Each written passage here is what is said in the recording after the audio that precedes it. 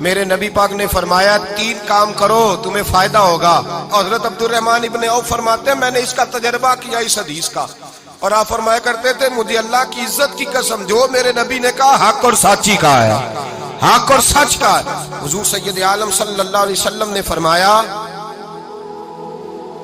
صدقہ دینے سے مال کم نہیں ہوتا. صدقہ دینے سے مال جی کیا کرنے سے, یہ وعدہ ہے نبی پاک کا. صدقہ دینے سے پیسے, اچھا بتائے نا جی مجھے 1000 میں سے 500 دے دیا تو باقی کتنے رہ گئے؟ تو حضور فرما رہے ہیں کم نہیں ہوتے. 1000 دے دیا تو باقی کتنا بچا؟ نہیں بھائی, میرے محبوب فرماتے ہیں تو اللہ کے رستے میں 1 دے وہ تجھے 700 گنا کر کے واپس عطا فرمائے گا. نبی پاک نے فرمایا صدقہ دینے سے مال کم نہیں ہوتا, اور فرمایا معذرت کرنے سے عزت میں کمی نہیں آتی. معذرت کرنے سے عزت میں کمی, اللہ اکبر, معذرت کرنے سے عزت میں کمی. اور حد کر دی میرے حبیب نے, فرمایا تو رب کی رضا کے لیے عاجزی کر, تیرے نبی کا وعدہ ہے اللہ تجھے عزت عطا فرما دے گا.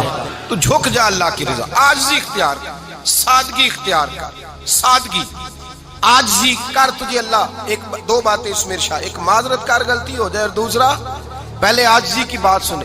حضرت عمر بن عبدالعزیز بادشاہ تھے, سوئے ہوئے تھے, غلام بھی پاس آرام کر رہا تھا, مہمان بھی آئے تھے. غلام کی ڈیوٹی تھی ہر وقت حضرت کے پاس رہنا.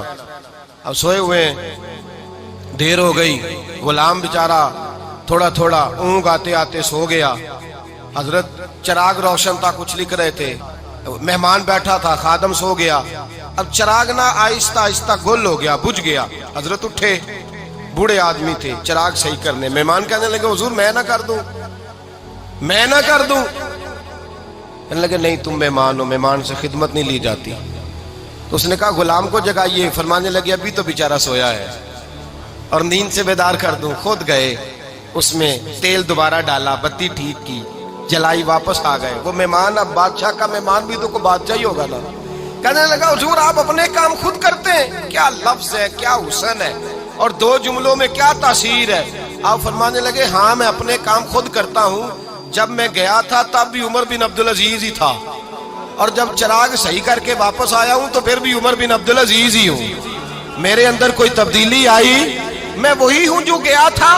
حضرت سیدنا فاروق اعظم رضی اللہ تعالیٰ عنہ فرماتے میں بیٹھا تھا, اور ابھی 3 دن ہوئے تھے نبی پاک صلی اللہ علیہ وسلم کے وصال ظاہری کو. میں بیٹھا ہوا تھا, 2-3 بچیاں آ گئی, اور حضرت ابوبکر صدیق رضی اللہ تعالیٰ عنہ کے سامنے آ کے بیٹھ کے رونے لگی.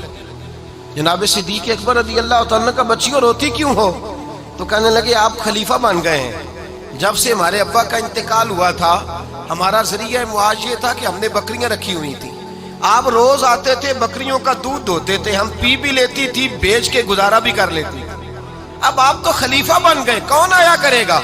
تو حضرت ابوبکر صدیق فرمانے لگے تمہیں پتہ ہے جو خلیفہ ہوتا ہے وہ تو خادم ہوتا ہے قوم کا, میں آیا کروں گا. حضرت ابوبکر صدیق روزانہ اٹھتے عصر کے بعد اور جاتے, خلیفہ ہونے کے باوجود ان بچیوں کی بکریوں کو پکڑتے, دودھ دھوتے, ان کے گھر میں دے کے آتے. حضرت فاروق اعظم جب بھی دیکھتے تو کہتے ابوبکر تو پیچھے آنے والوں کے لیے رستہ بڑا مشکل کر رہا ہے, بڑا مشکل کر رہا ہے. جگر راہ وفا میں نقش ایسے چھوڑ آیا ہوں, میں جس منزل سے گزرا ہوں وہ اب تک یاد کرتی ہے.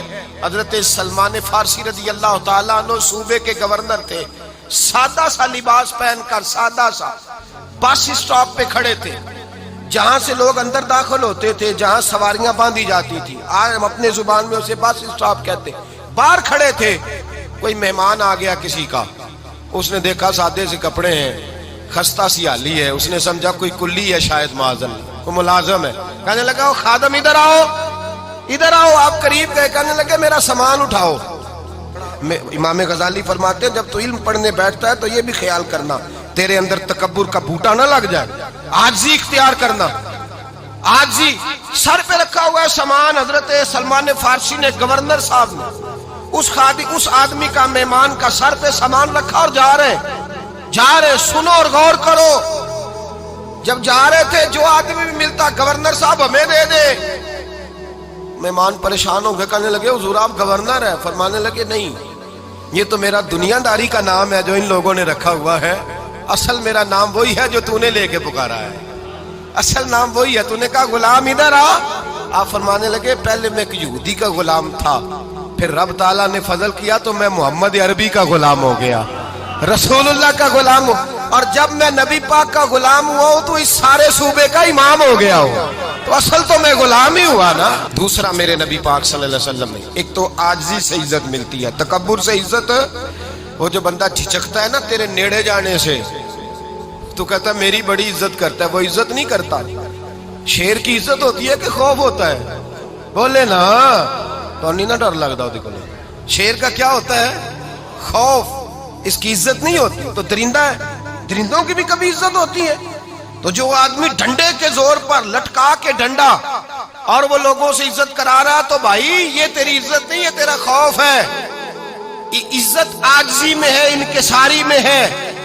اور دوسرا میرے نبی پاک صلی اللہ علیہ وسلم نے فرمایا عزت معاف کرنے میں ہے۔ عزت کس چیز میں ہے؟ بدلہ لینے میں عزت، یہ حقائق ہے۔ عزت بدلہ لینے، جس نے ایک تھپڑ کے جواب میں دو مارے وہ باعزت نہیں، بلکہ مسند امام احمد بن حنبل پڑھی، حضرت موسیٰ علیہ السلام کوہ طور پہ کھڑے، میرے رسول پاک علیہ السلام فرماتے ہیں جناب موسیٰ علیہ السلام نے اللہ کی بارگاہ میں عرض کیا، اے اللہ ساری دنیا کہتی ہے ہم عزت والے ہیں، ہم عزت والے ہیں، من اعز عبادک یا اللہ، اے اللہ تو بتا تیرے بندوں میں عزت والا کون ہے؟ تو حضرت موسیٰ کہتے ہیں رب کریم نے فرمایا اذا قادر غفارا، جس کے پاس بدلہ لینے کی طاقت ہو پھر بھی معاف کر دے وہ بڑی عزت والا ہوا کرتا ہے۔ جو اینٹ کے جواب میں پتھر مار سکتا ہو، جو گولی کے جواب کے اندر 15 گولیاں مار سکتا ہو، لیکن معاف کر دے وہ بڑی عزت والا ہے۔ عزت والا ہے جو معاف کرے۔ حضرت فخر جہاں دہلوی بہت بڑے درویش تھے، سلسلہ عالیہ چشتیہ کا بہت بڑا نام،